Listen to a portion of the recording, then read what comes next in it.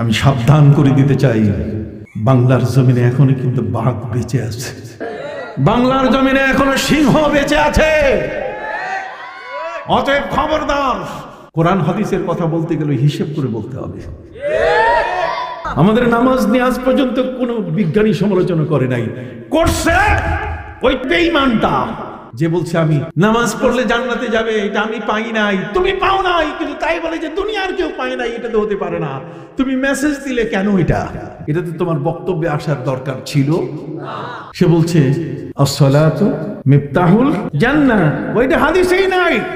অথচ ওদের শায়েখ আলবানী উনি নিজেই বলেছেন যে হাদিসটা সহিহ লেখায়নি, এই হাদিসটা সহিহ।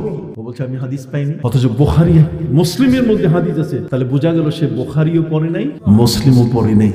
আর সেই লোকটা আমিরের মতো হয়ে চেয়ারে বসে বক্তব্য দিচ্ছে, সেই লোকটা আমির সেজে, মুফতি সেজে চেয়ারে বসে বক্তব্য দিচ্ছে। আমি তাকে সাবধান করে দিতে চাই, খুব আরো লেখাপড়া করতে হবে, আরো ভালো করে পড়তে হবে। আমি এইভাবে বলি, তখন ওরা আমাকে বলে আমি নাকি খুব দেমাগ দেখাই। আপনি দেখবেন এই বাংলাদেশের কিছু আলেম মানুষ, আমি বললে আমার কথাটা ভাইরাল হওয়াটা ভালো, মানে সবার কাছে ছড়িয়ে পড়ে। আমি একটি বিষয় আপনাদের কাছে বলতে চাই, কিছু কিছু বক্তা আছে, আপনি দেখবেন হাজার হাজার লক্ষ লক্ষ মানুষ তাদের ওয়াজ শোনার জন্য আসে। এই মানুষগুলো তাদের কাছে কিছু পেতে আসে না, পাওয়ার জন্য আসে কিনা। কিন্তু সেখানে সেই মানুষটি বলে ফেলল নামাজ পড়লে জান্নাতে যাওয়া যাবে, আমি পাই নাই। আপনি নামাজ পড়েন, নামাজ পড়ে আপনি জান্নাতে যাবেন, কয়টা আমি পাই নাই। উনি পায় নাই, আপনি তাকে এমন একটা চেয়ারে বসাই দিয়েছেন যে চেয়ারটা হলো সভাপতি সাহেবের দেওয়া একটা সম্মানী চেয়ার, কথা কন। আর সেই চেয়ারের মধ্যে বসে সেই মানুষটা বক্তব্য দিতে গিয়ে বলল কি, যে নামাজ পড়লে জান্নাতে যাবেন আমি কোরআনে পাই নাই, আমি হাদিসে পাই নাই। আমার মাথাটা ঘুরে গেল, আমার মাথাটা ঘুরে গেল পুরা। বলে কি এই লক্ষ মানুষ কি মেসেজ নিয়ে যাবে, এই লক্ষ মানুষ কি বার্তা নিয়ে যাবে যে নামাজ পড়লে জান্নাত পাওয়া যাবে? তাহলে তো শেষ। ভাইরা আমার বক্তব্যের ফাঁকে বলে দিচ্ছে যে মিফতাহুল জান্নাতে আসসালাত বা আসসালাতু মিফতাহুল জান্নাহ। কই এটা জানেন, এটার গোড়া কিছুই নাই, এটা কোনো হাদিসেই না, এটা বানানো কথা।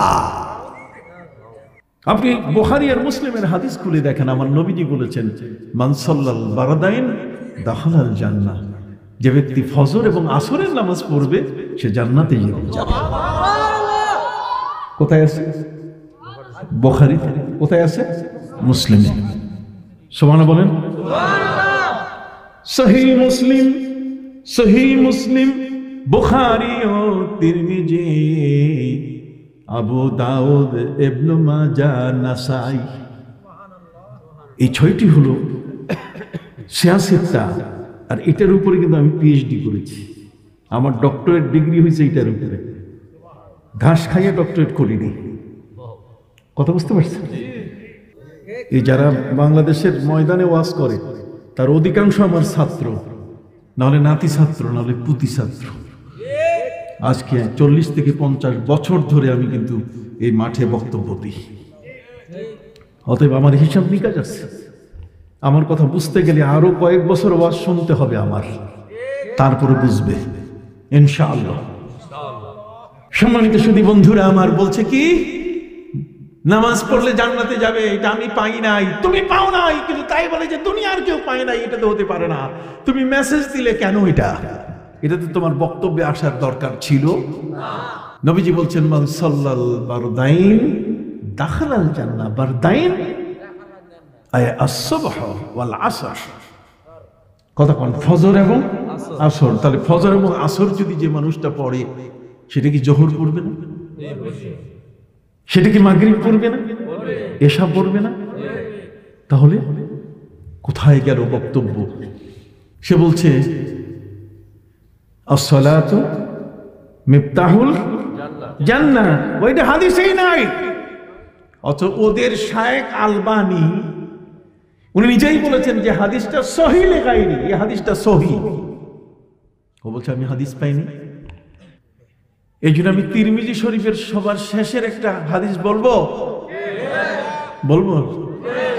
তিরমিজি শরীফের ইমাম তিরমিজি 5.5 লক্ষ হাদিসের হাফেজ ছিলেন। 5.5 লক্ষ হাদিসের হাফেজ সাহেব, তিনি তার তিরমিজি শরীফ লেখে শেষে আছে না সভাপতির বক্তব্য, তো উনি শেষে একটা বক্তব্য দিয়েছেন। তার তিরমিজি শরীফের শেষের একখানা হাদিস উনি বলছেন, এতক্ষণ যাবত আমি যত হাদিস তোমাদেরকে শোনালাম, যত হাদিসের বাণী আমি লিখলাম, উনি বলছেন যাবার পথে বলে যাই, ফানজুরু আম্মান তাখুজুনা দীনাকুম, তুমি তোমার ধর্ম শিখবে তার কাছে যে তোমাকে ধর্ম দিতে পারে। সবার কাছে ধর্ম শিখতে যাইও না, কতক্ষণ না এই ধর্ম শিখতে গেলে তোমাকে বেঈমান বানায় ছাড়বে। অতএব বাংলার মাঠে এখনো মুতাজিলা বক্তব্য দিচ্ছে, আমরা আপনাদেরকে সতর্ক করি। বিষয়টা জটিল হয়ে গেল, আমি আরেকটু লিবারেল করে নিয়ে আসতেছি। সেটা হলো এই যে ইসলামে আদব হলো সবচেয়ে কি বড় বিষয়, আমার নবীর আদব। আর সেই আদবটাকে শিখাইতে গিয়ে এই সমস্ত আলেমরা যারা বলে কোরআনে হাদিসে আমি নামাজ পড়লে জান্নাতে যাবে পাই নাই, এদের দেখবেন কোনদিন এরা সূরা কাউসারের তাফসীর করবে না, কোনদিন এরা সূরা ইনশিরা আলাম নাশরাহ লাকা সাদরাক ওয়া ওয়াদা'না আনকা বিজরাক আল্লাযী আনকাযা যাহরাক ওয়া রাফা'না লাকা যিকরাক, এই ওয়াজগুলো করবে না তারা। ইয়া আইয়ুহাল্লাযীনা আমানু লা তারফাউ আসওয়াতাকুম ফাওকা সাওতিন নবী, সূরা হুজুরাতের তাফসীর ওদের মুখে নাই। ওরা শুধু লড়াই লড়াই লড়াই চাই, লড়াই করে বাঁচতে চাই। কথা বল না, শুধু লড়াই নয়, ইসলাম লড়াইকে পছন্দ করে না, ইসলাম যুদ্ধ জীবনকে পছন্দ করে না। ইসলাম সবসময় শান্তিপ্রিয় জীবনকে পছন্দ করে। আজকে যদি সেই ইসলামটাকে তারা বুঝতে পারত, ওয়াল্লাযী আরসালা রাসূলাহু বিল হুদা ওয়া দীনিল হক লিইয়ুযহিরাহু আলা দীনি কুল্লি, আমার ধর্মের মান, আমার ধর্মের সম্মান সকল ধর্মের উপরে। তো এই কারণেই যে আমার ধর্মের প্রতিটি কাজ হচ্ছে সব ধর্মের উপরে এর সম্মান। এই জন্য যে কোনো ব্যক্তি ইসলামের যে কোনো কাজকে তারা সম্মান করে। কি করে? এই জন্য রমজান মাস যখন আসে, রমজান মাস আসলে তখন Bill Clinton, Donald Trump, Joe Biden এরা বার্তা দেয় মুসলমানের এই অটোফেজি, কতক্ষণ না অটোফেজি, তাদের সিয়াম সাধনা, তাদের এই ইবাদতটার প্রতি আমরা শ্রদ্ধা জানাই। সুবহানাল্লাহ বলেন।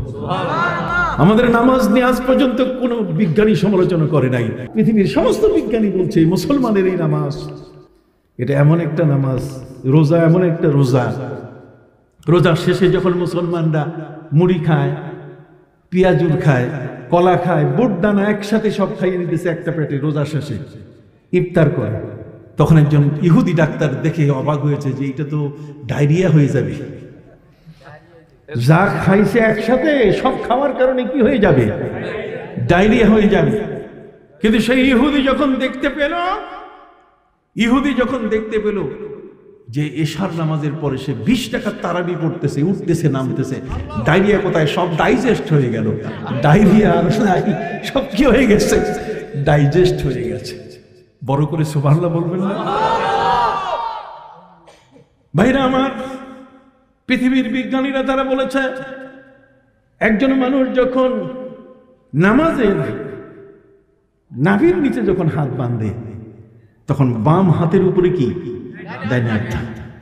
মানুষের বাম হাতটা কিন্তু দুর্বল, বাম পাটাও তুলনামূলকভাবে কিছুটা কি দুর্বল।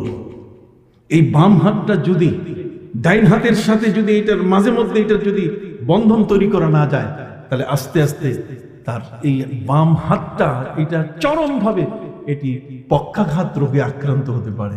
এই জন্য নামাজের মধ্যে যখন আমরা দাঁড়াই তখন বাম হাতের উপরে ডাইন হাত দিলে ডাইন হাতের কারেন্টটা বাম হাতের মধ্যে সাপ্লাই হয়ে যায়।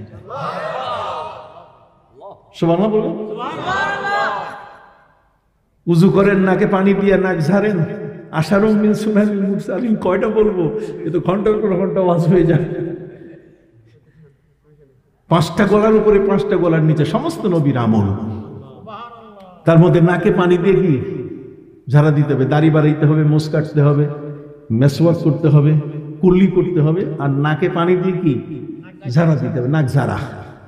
বিজ্ঞানের প্রমাণ করছে যে এই মুসলমান যারা নাক ঝাড়া দেয় এগুলোর একটারও সাইনোসিস রোগ হয় না। তার মানে সাইনোসিস রোগ থেকে বেঁচে যায়। সমান বলবেন না? সেই ধর্মটা আমার ধর্ম।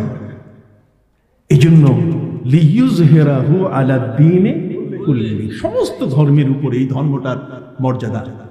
আমাদের এই ধর্মটা শুধু ধর্মই নয়, এটা কর্মময় একটি জীবন তৈরি করে।